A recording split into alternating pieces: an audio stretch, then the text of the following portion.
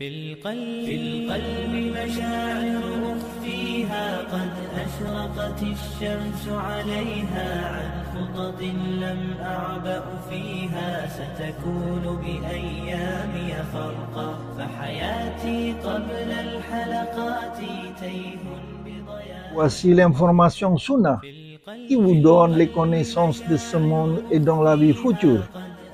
Bismillahirrahmanirrahim. Le phare. Un phare est un bâtiment situé au milieu d'une mer peu profonde ou sur une plage ou encore sur un terrain qui s'avance dans la mer. Le bâtiment a une hauteur allant de 5 à des dizaines de mètres au-dessus de la mer, généralement en forme conique. Vers le haut et au-dessus se trouve une source lumineuse qui tourne horizontalement. La lumière émise se présente sous la forme d'un projecteur si puissant qu'il peut atteindre à des dizaines de kilomètres de la source lumineuse. À la tombée de la nuit, le gardien du phare allume la lumière pour que les navigateurs puissent voir de loin la lumière. Le phare a été créé parce que de nombreux navires ont coulé en heurtant des rochers et s'échouent dans des eaux peu profondes ou s'écrasant sur terre. Le phare est très utile pour les navigateurs, surtout dans la nuit lorsque le ciel est sans clair de lune ou par mauvais temps. Dans de telles circonstances, le phare leur est très utile pour montrer la position et l'état d'une place et donne également un aperçu lors du passage de la lumière. Le phare le plus ancien a été construit par les anciennes égyptiennes près de la ville d'Alexandrie au IIIe siècle avant Jésus-Christ. On dit qu'il a une hauteur de plus de 100 mètres. Ce phare s'est effondré à cause d'un tremblement de terre au 9e et 14e siècle et depuis reconstruit au 19e siècle. Au cours des siècles passés, lorsque l'électricité n'avait pas encore été créée, les lumières du phare étaient allumées en brûlant du bois au sommet de la tour. En 1823, grâce à Allah Ta'ala, un ingénieur français nommé Augustin Jean Fresnel a inventé une lentille qui pouvait focaliser la lumière en forme d'un faisceau lumineux. Cette lentille est nommée lentille de Fresnel, du nom de son inventeur. La lumière sortant de la lentille peut atteindre une distance de 32 km de la source d'une lampe à huile à l'époque. Lorsque la lentille est montée au-dessus du phare, son rôle devient plus important pour guider les navires dans l'obscurité de la nuit. Masha'Allah, chaque jour le phare est exposé à l'eau de mer très corrosive, des vents violents et des vagues à répétition, et même à un certain temps les vagues peuvent atteindre des dizaines de mètres de haut. Par la grâce et la miséricorde d'Allah, ils sont toujours debout fermement, dont certains atteignent à des siècles d'âge.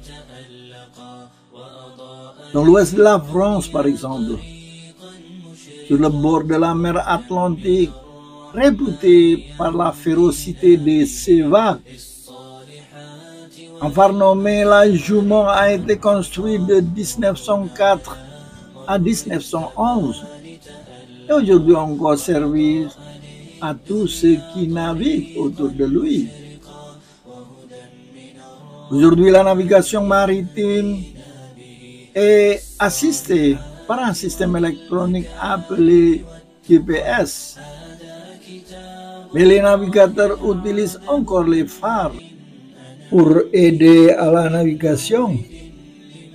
En plus d'être utilisés sur les phares, aujourd'hui les lentilles de Fresnel sont également utilisées dans les projecteurs, les rétroprojecteurs, et même utilisées par ceux qui allument la lumière de la téléphone portable. Nous pouvons voir devant la lampe du téléphone portable un verre avec des rayures circulaires. N'est-ce pas ceci est la lentille de Fresnel?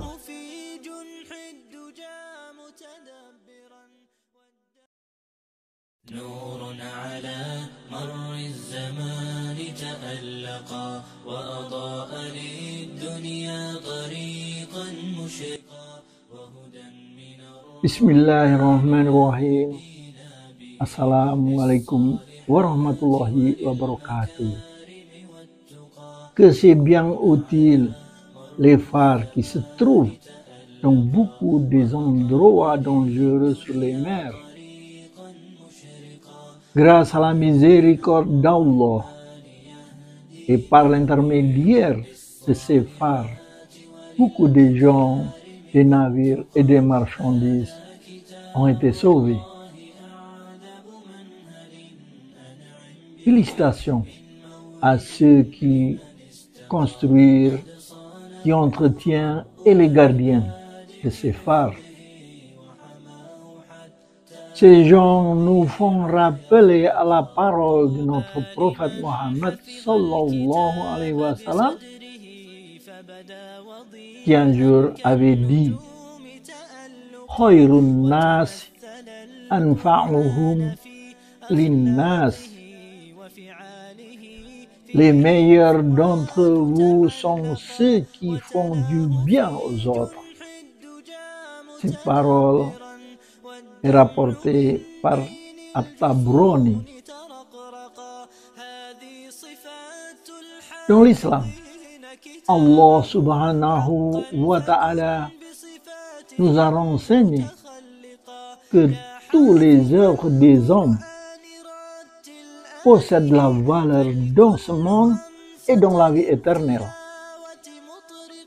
à condition que bien l'inventeur, l'innovateur ou quiconque fait du bien croit en Allah subhanahu wa ta'ala, à tous les anges, à tous les livres sacrés, à tous les prophètes, au jugement dernier et le bon et le mauvais destin, sans quoi tous ces œuvres ne serviraient à rien dans la vie future.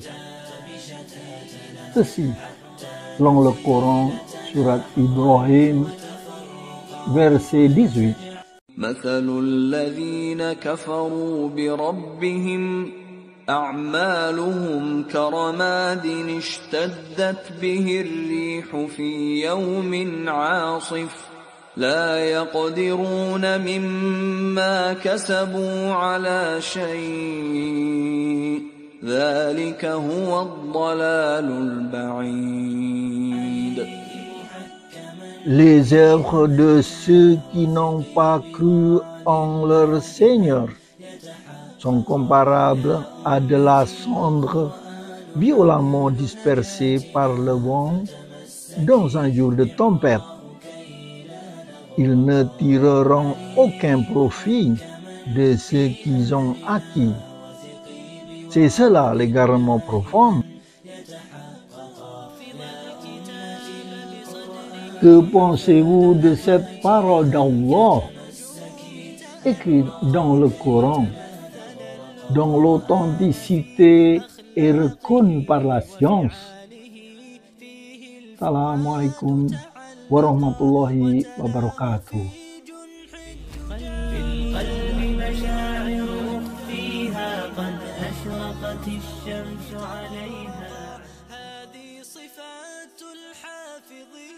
كتابه حقا فكن بصفاته